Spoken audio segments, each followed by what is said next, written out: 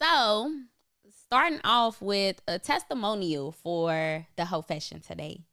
And this comes in from a listener, obviously. And she says, "Girl, I identify with your sexual background so much. It's refreshing to hear. Now at 35, I realize sex in my 20s has always been for the guy I was with and never fully satisfying to me. And now at this age, I'm coming around to knowing myself and my body and new sexual experiences I've never had or knew I needed. I love that you're being open about your stories." Guys, I love messages like this.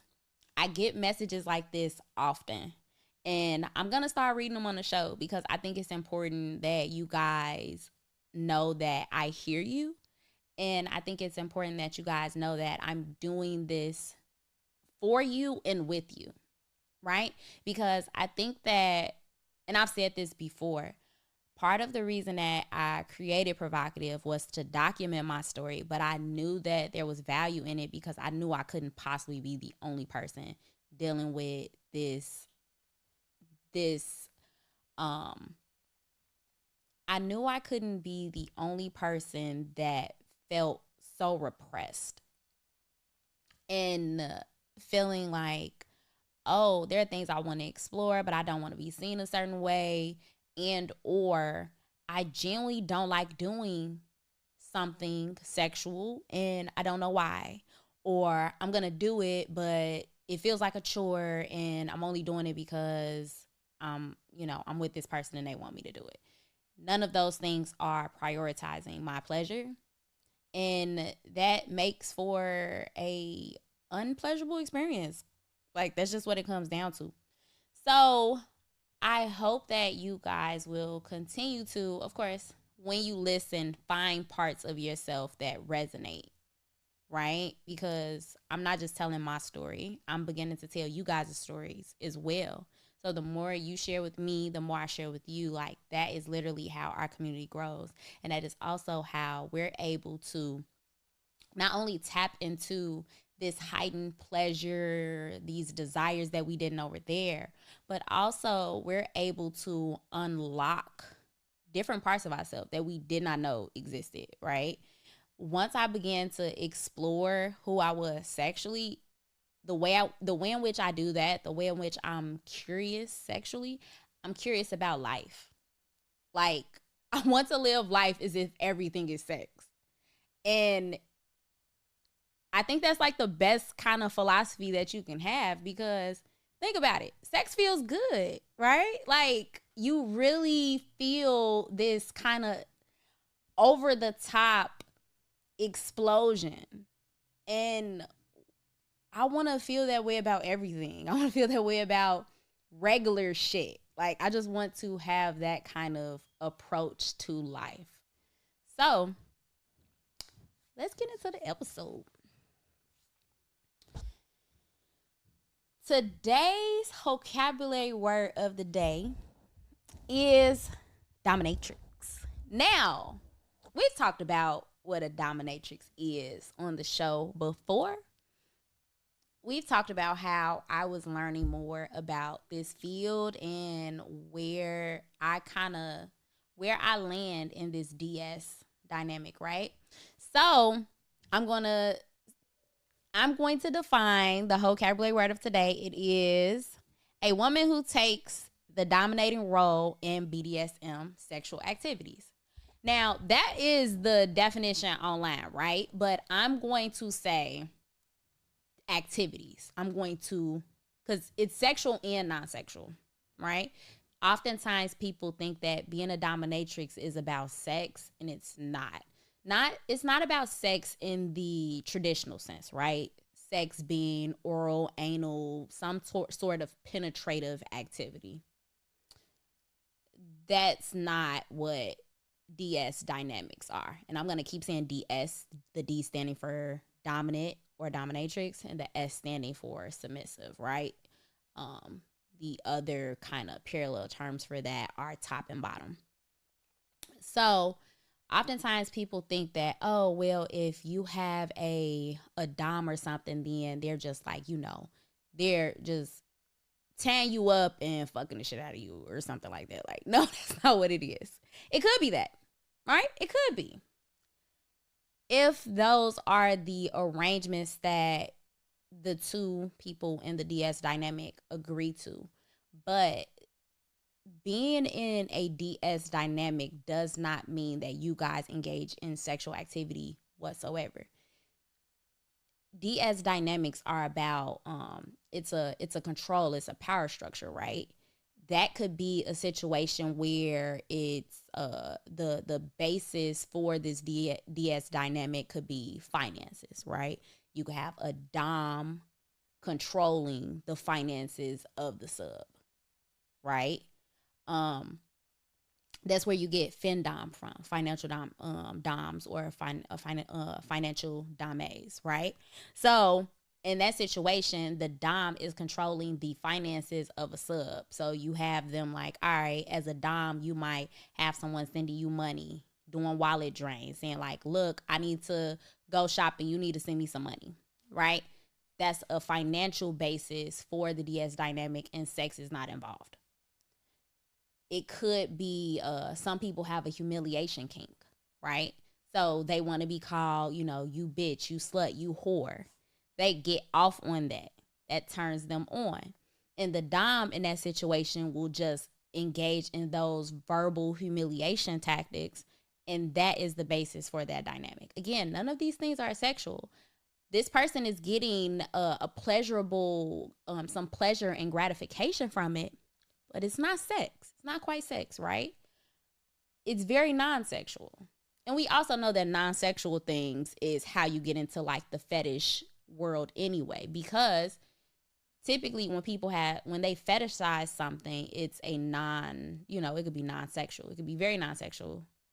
Feet are not sexual things. However, people have foot fetishes. Which brings me into what the fuck I got into over the weekend, right?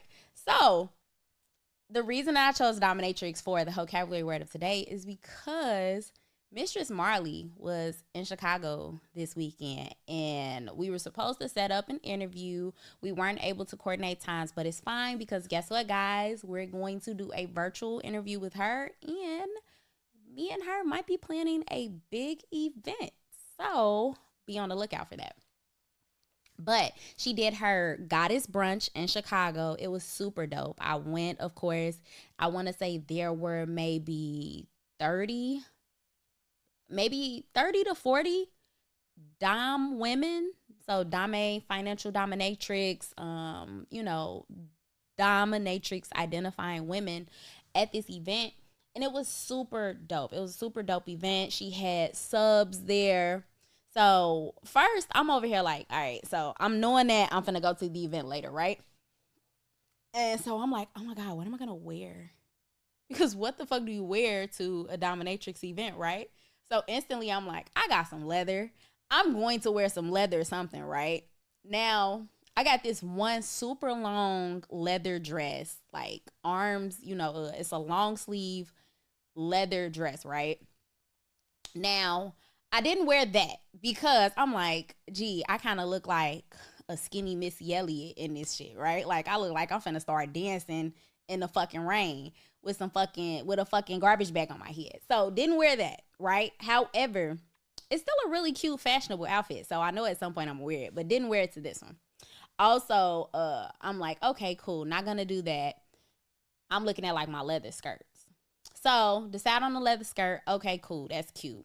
Then I'm like, all right, how am I going to what top am I going to put with this leather skirt? So found some shit that got my titties out as always because why not? Those are my assets.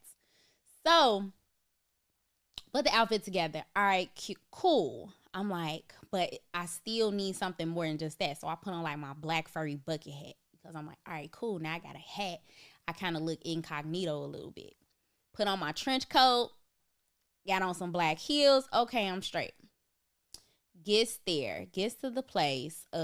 Instantly when you walk in, there are subs like just waiting to wait on you. That was super cool. Not gonna hold y'all. So they're waiting to, just be told what to do. They on both sides and they, mistress, would you like some water? Mistress, would you like some wine? Yes, I would. Yes, I would. So that was cool. The networking was great, and the demos were amazing. So she demonstrated impact play.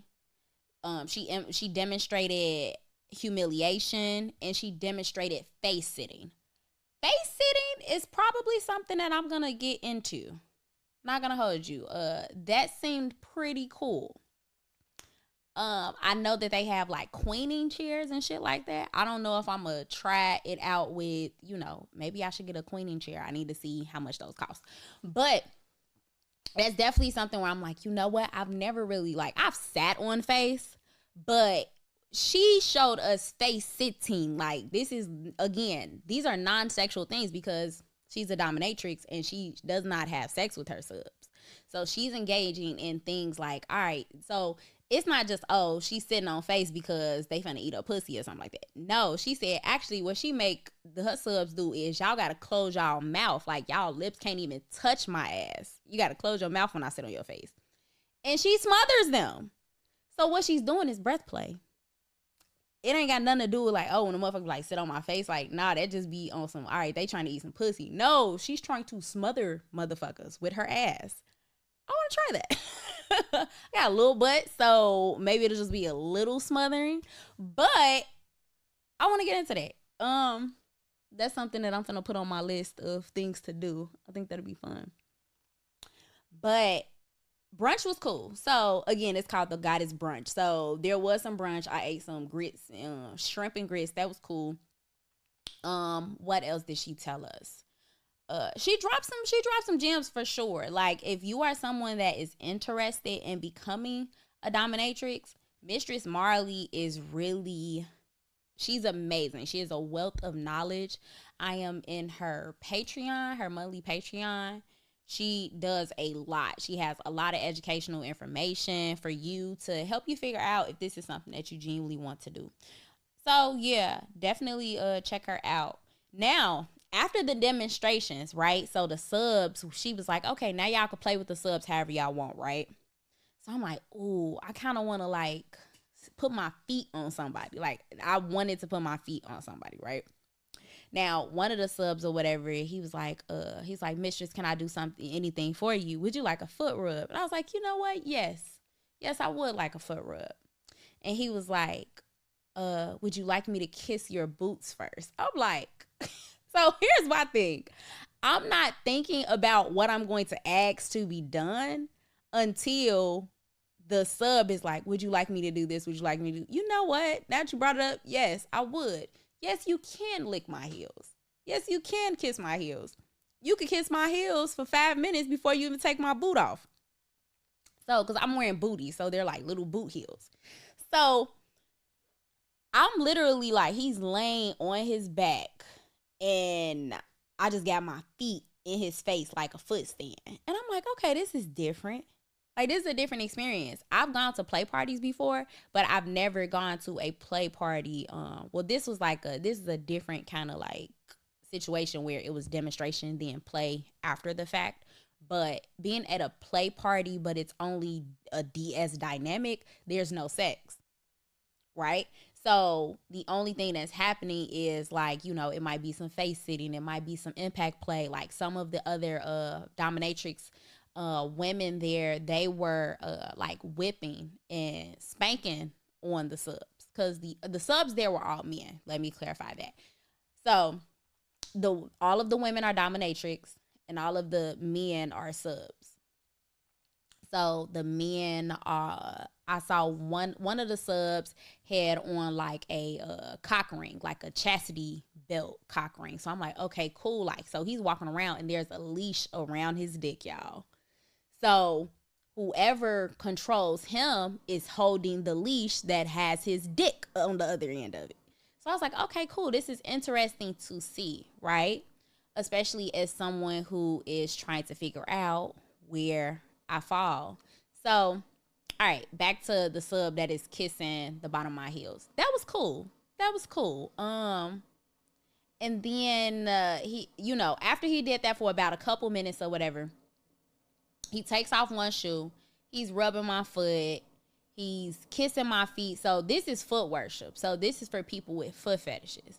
Now, even though you might be the dominant situation, it's super important to know the sub's limit. So I kind of let in that moment, not I kind of, this is what I did. The sub asked me what I would like for him to do.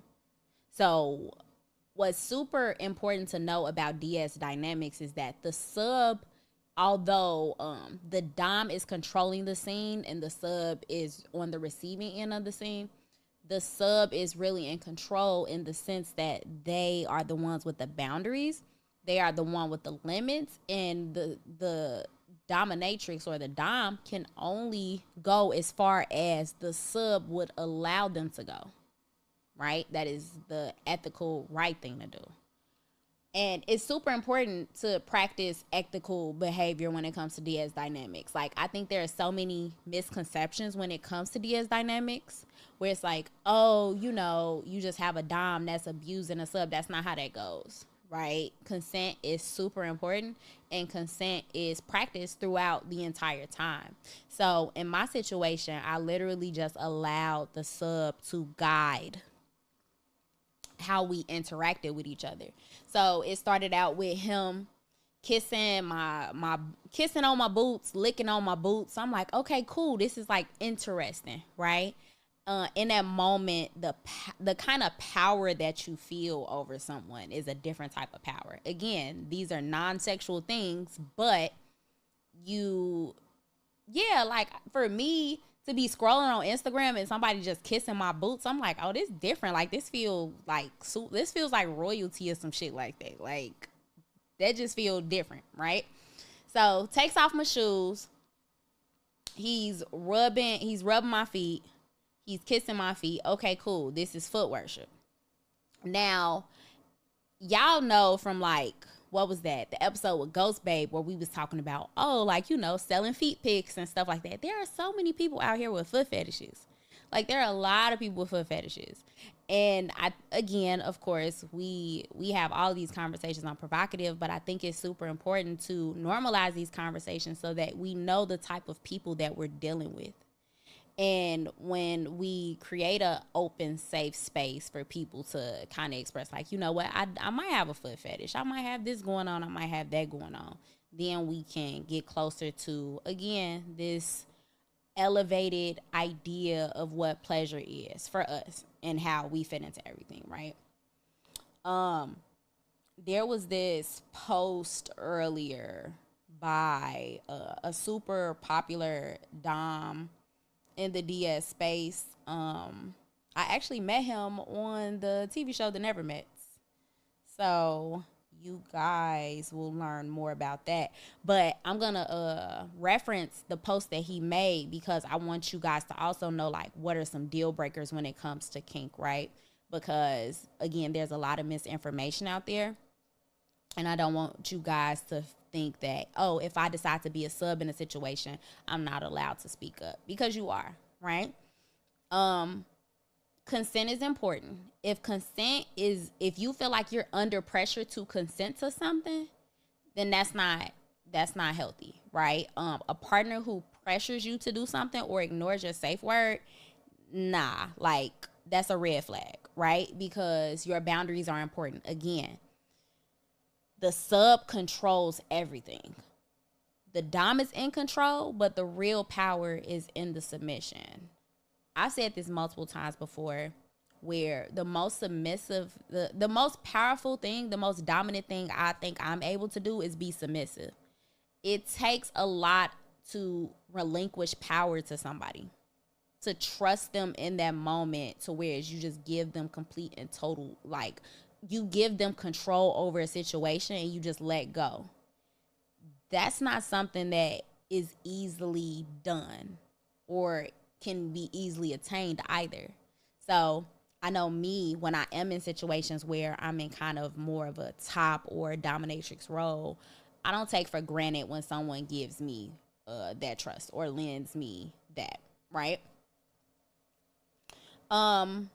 Also, if you feel uncomfortable or triggered by your like any past trauma you might have, at any point, even if you consented to it, you can no, let's stop. Use your safe word. Some people use the red, yellow, green light method where it's like, okay, green means go, you can go harder, you can go faster. Yellow means like slow down or too much. And then red means stop. Like just no, you supposed to stop right here. Right?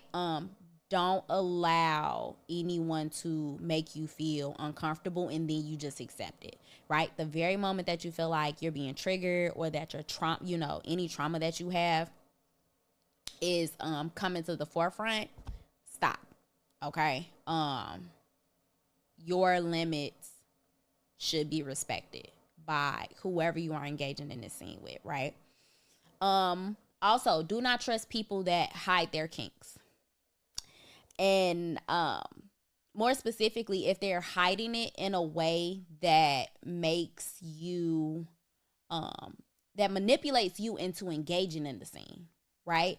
Or misleads you into thinking like, oh, you're doing something, but to later find out like, oh, they were actually hiding this hidden kink and they manipulated you into engaging in that with them. No, that's terrible, right?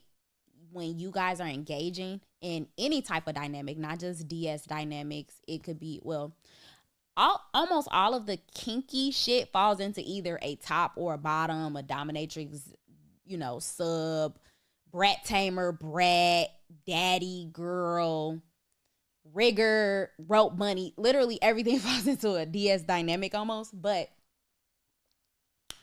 don't let someone make you feel uncomfortable, okay? Again, the sub is in control. Also, make sure you're communicating because you guys don't want to have any kind of like miscommunication around expectations and unrealistic expectations as well. So, yeah, make sure you guys are negotiating what makes sense. Talk about your limits, talk about what's good. Again, I gave you guys the red, yellow, green, option, or, have a safe word. Make sure you guys have a safe word. I think everybody needs a safe word. I used to have a safe word and I have not used the safe word in a while. So I feel like I need to do something that's going to make me want to use a safe word.